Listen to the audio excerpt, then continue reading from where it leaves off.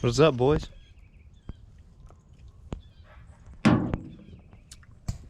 Can you really like start a project day without a nice little drink? Today we're gonna deal with the drum brakes. I'm a millennial. I'm used to calipers and rotors, and I have touched one set of drums in my life, and basically I just watched my dad not have a good time doing them. So but yeah, that is the only thing I haven't touched in my entire little brake pedal fade issue. Well, it's not really pedal fade, it's the brakes themselves fading. Just to catch y'all up, if y'all are new and y'all don't keep up, we have already done the NBS master swap a long time ago. Yes, I bench bled it. I also took it off and checked it again, and it is bled. I've done the brake booster. I just recently did that. Y'all see that video like 1 or 2 back. If you haven't watched it yet, I encourage you to. We deleted the ABS, switched to a 98 Blazers proportion valve. Had to bend up some hard lines for that. James rebuilt the calipers for me back in the day. New seals, O-rings, all that shit. When I put them back together, I used new banjo bolts, new crush washers, all that. New soft lines up front. The only thing we haven't replaced is the hard lines under the front and all the way to the back, and I have not touched the drums at all. So hopefully our little air issue is in the drums. The wheel cylinders are hopefully leaking to where they're pulling air but not leaking fluid, because I never lose fluid or get fluid out the back. So I don't know. I bleed the brakes and I get a bunch of air out every time, but when it's like sitting in the in-between times, it doesn't leak any fluid. Like, the fluid stays at the full line. I've inspected all the lines, all the connections, everything's always dry. So I don't know. Air is for sure getting in somewhere, but it's getting in somewhere where it's not letting fluid back out. So gotta figure that one out. And hopefully it's in the rear wheel cylinders and the drums. But if I have ever learned my lesson with this truck, while we're in there changing the wheel cylinders, we're just going to change everything else out while we're there, so we don't have to go back. So we've got old AutoZone brand Duralast 33 961s. The wheel cylinders, it's the same part number for both sides, so you get that 2 times. That's one for the left side and for the right side. We got some new shoes, just because I'm pretty sure these have never been replaced. So who knows, maybe that might be the deal. I just don't have any pads left on the shoes and they don't work worth a crap. I don't know. I got the hardware kit, the 7324. It's got all your springs, those little pins. They're always a pain in the butt. The old ones, they'll get all corroded and like skinny, or they'll break. So let's go ahead and freshen all those up while we're there. And then we've got your left and right self-adjusting kits. We've got 2644 and 2643. That's basically just the different part number for the left and right side of the self-adjusting kit. So, and there might be some duplicate springs between the self-adjusting kits and the hardware kit, but that's okay. And then the shoes, of course, picked up some fluid because I'm gonna have to do some bleeding, and a couple cans of cheap ass brake cleaner, because I'm sure the inside of them drums are going to be great. But yeah. Oh, and another thing, if you're wondering like how you know, basically all these OBSs, they're either a 10-inch or 11-inch drum.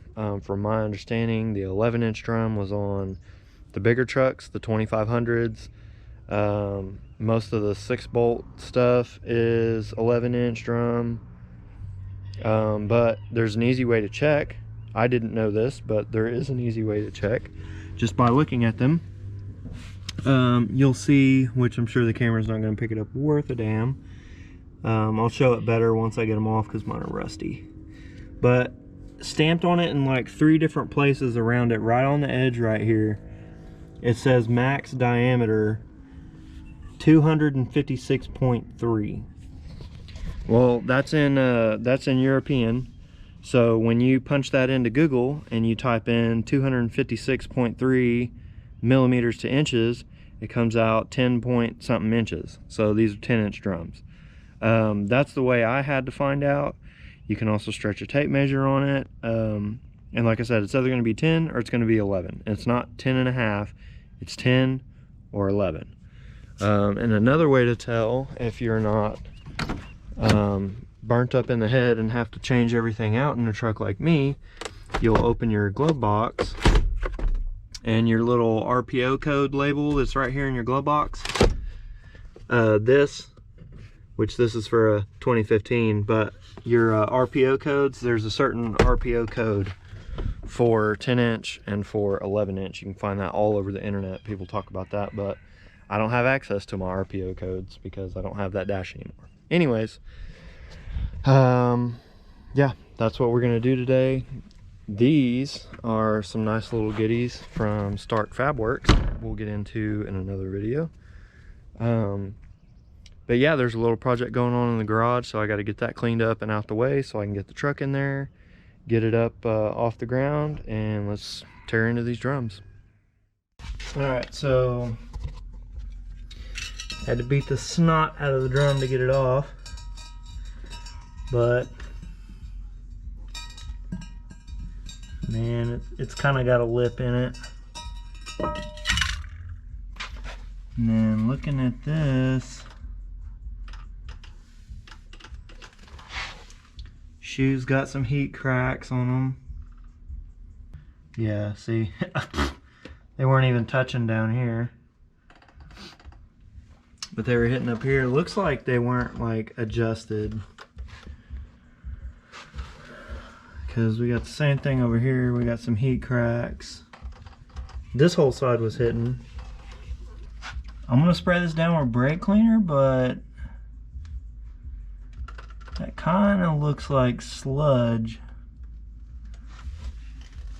And I already bought all the stuff, so I'm just gonna change it all. That way it's all new and I know that I did it, and I ain't even gotta worry about it later on. So let me get the stuff out. Let me get some brake cleaner on this. Then we gotta get the little, first thing, we'll get the parking brake pulled off. Should be, where's that at?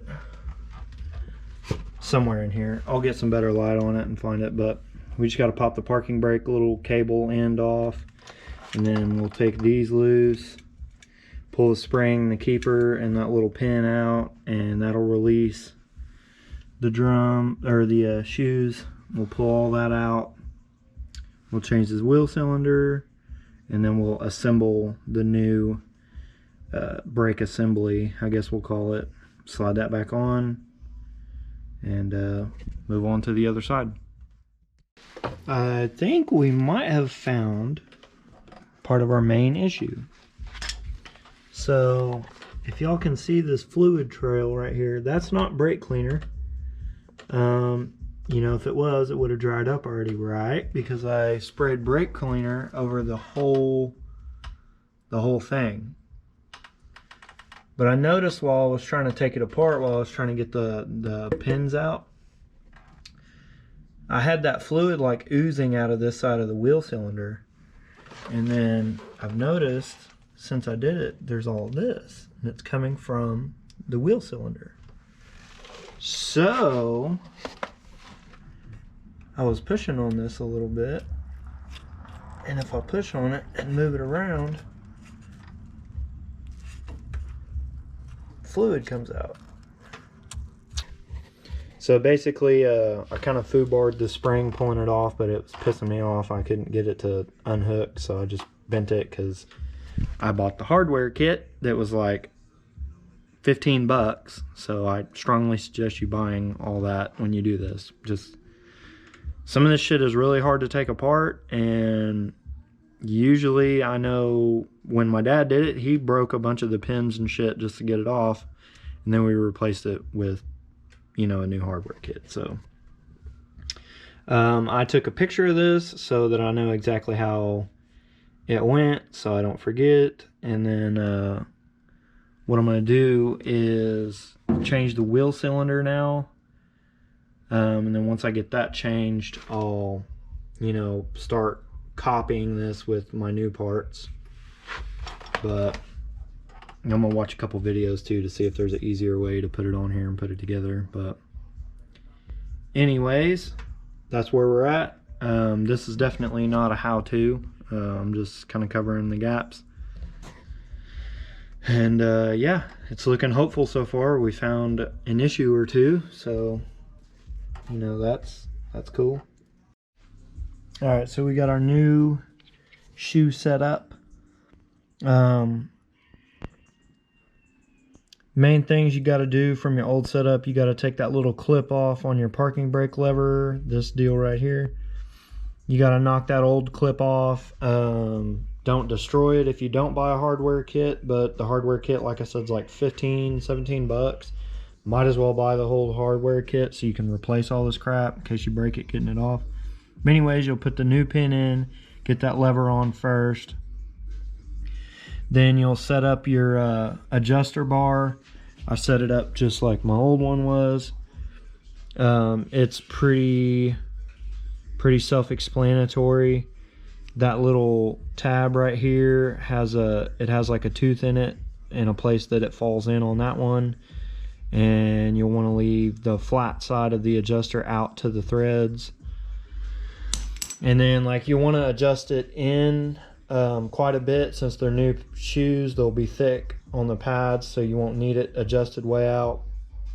And then when we slide the drum on, we'll see if we have like a slight amount of contact, and if we don't, then we'll just keep adjusting until we just barely have contact.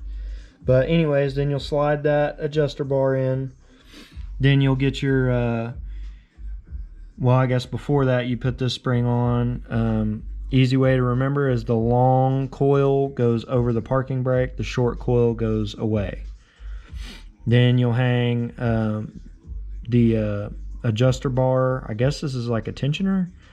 Hang that spring, set it on here, set it on the roll pin. My new shoes came with the roll pin already on them. The hardware kit comes with the roll pin, so it just depends, you know, what you need. And then you got to make sure that when you do this bar, it has a slot in the adjuster fork.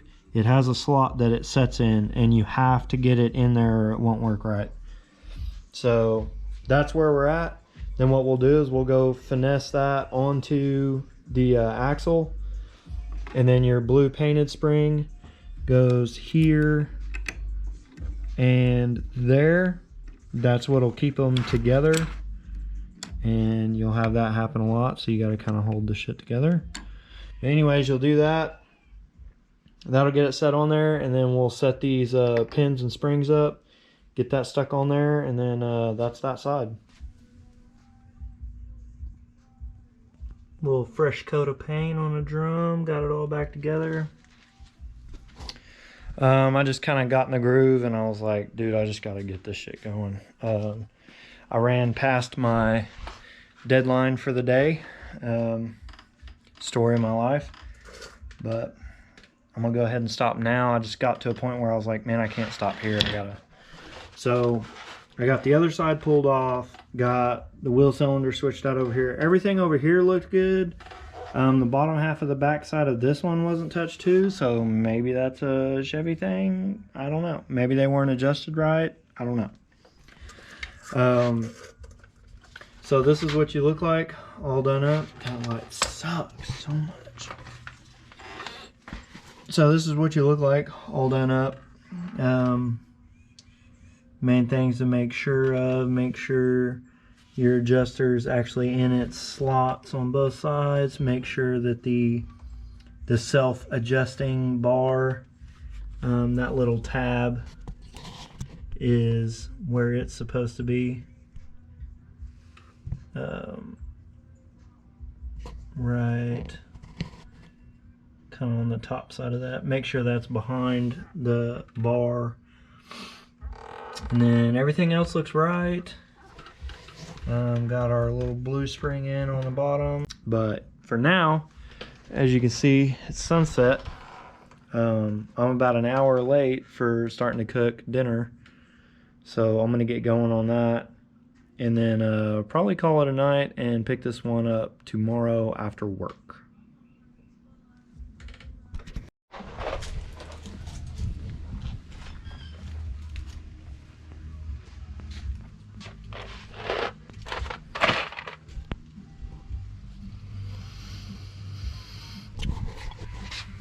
What is up?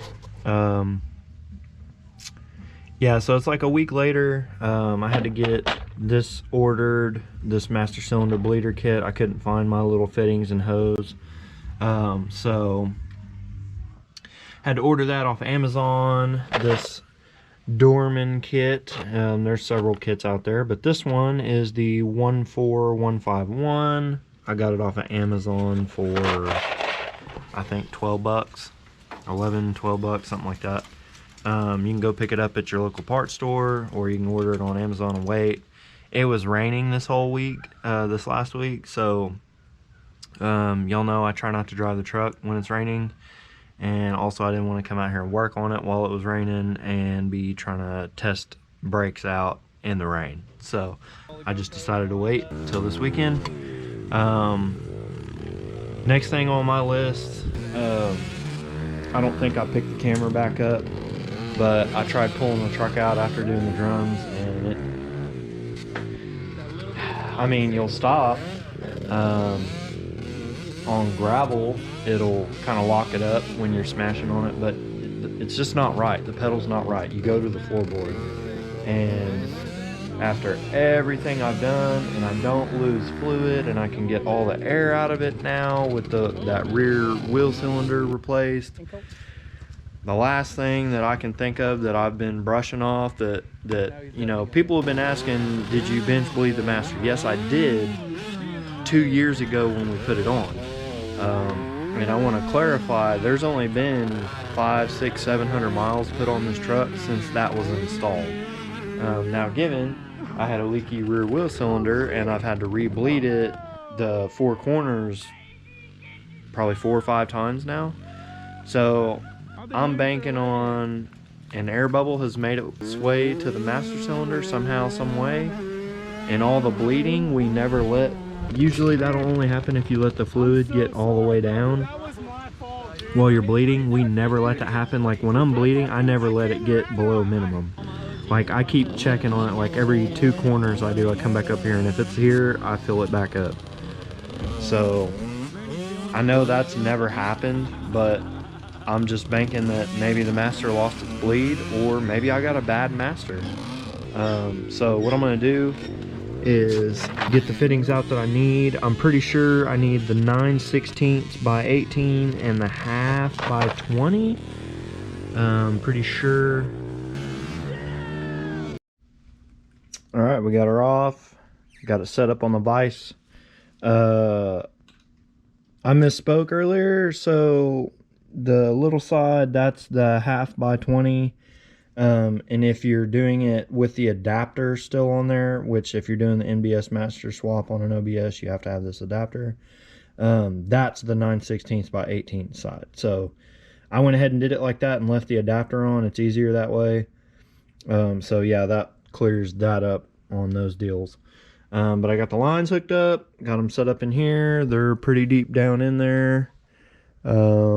I made sure, you got to watch it. Sometimes these try to, like, once they go in here, they curl, and then you're actually sucking air right here, and you'll be doing this for hours. So, you know, like this is how the kit came. I'm actually going to shove more line down in there just so it's like bottomed out down here. And then all you've got to do is get a, you know, the handle end of a screwdriver or hammer or however you want to do it, and you slowly push this in and back out, and you'll just keep doing it. And this is why you want a kit with clear lines, so you can watch the air bubbles come out and see if any come out to begin with. Mine was bled. When we got done bench bleeding it the first time, when we were pushing in on this, we did it until it didn't take 5-6 pumps. You couldn't physically push this. Like, me and James were moving the table trying to push that in. So we're like, nah, it's good. So I'm curious to see if any air bubbles actually come out of this one. And if they do, then that's a relief to me. If they don't, then I may have a failed master. So who knows? We'll see. All right, so we got it all bled up. I did get quite a bit of air out, so this is what I'm talking about. I just took the handle of the screwdriver. You just put it in here and you push in slowly. It takes a little bit of pressure. You just want to push it in and out slowly several times. You'll see a bunch of air come out. I got a whole bunch of air out of the front side, so that's cool. Got a little bit out of here, but something kind of funky on this rear. I got one bubble that'll stay, so it's kind of like my gauge, you know, of how it's going back and forth. But I'm noticing that it moves, but not much. Like, it's not trying to push all the way through. So I don't know if that's because this is the rear and it's diaphragmed so that not a lot of pressure goes to the rear or what. But I don't know, it's kind of interesting. It's almost like it's not moving at all. So kind of weird. I'm gonna go ahead and throw it in there, bleed all 4 corners because that doesn't cost me any money. And we're gonna try it out, see if it got any better.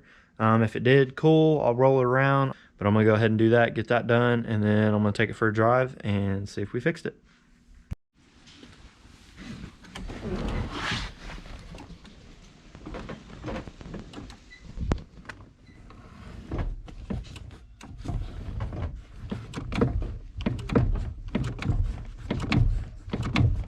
Now it's getting hard. Yeah, so.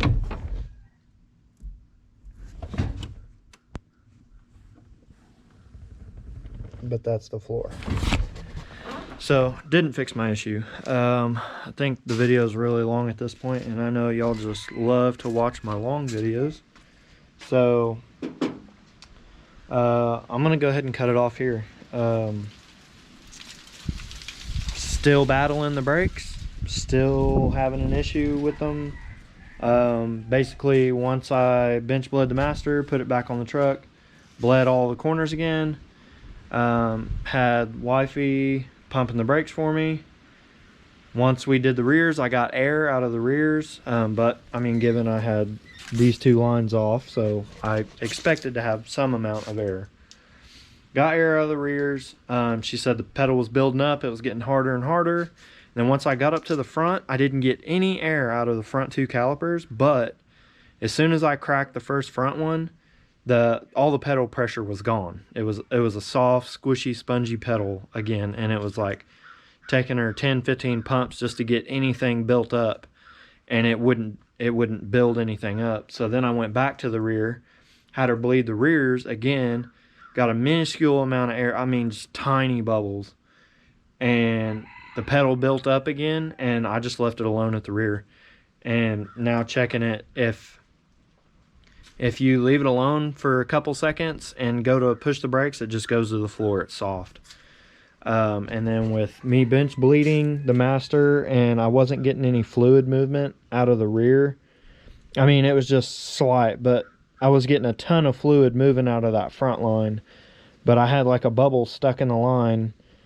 And as I was, you know, trying to bench bleed it, that bubble wasn't really moving. So I think an O-ring is bad in this back one, because, like, you know, I just called James and we kind of picked each other's brains about it for a minute.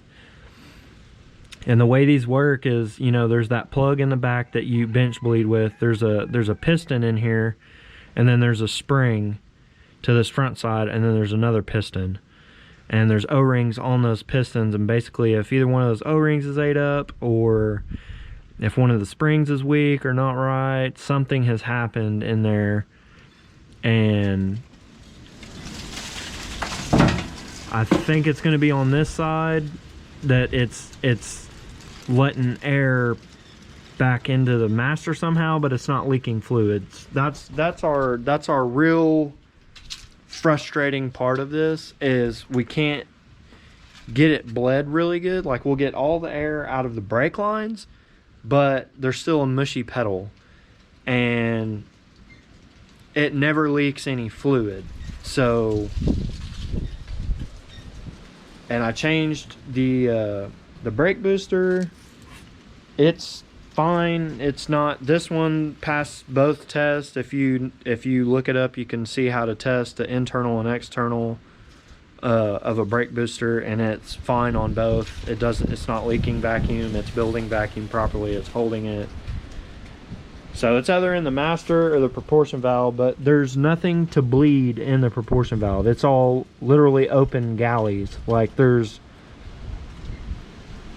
no there's no like flap in here that goes bad or nothing. There's the front line, and basically imagine there's a wall in this block. There's only a galley that goes to these two front lines, which one's the left and one's the right.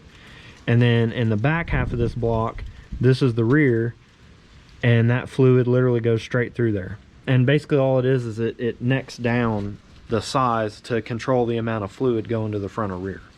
That's all there is to it. So there's no air stuck in the prop valve.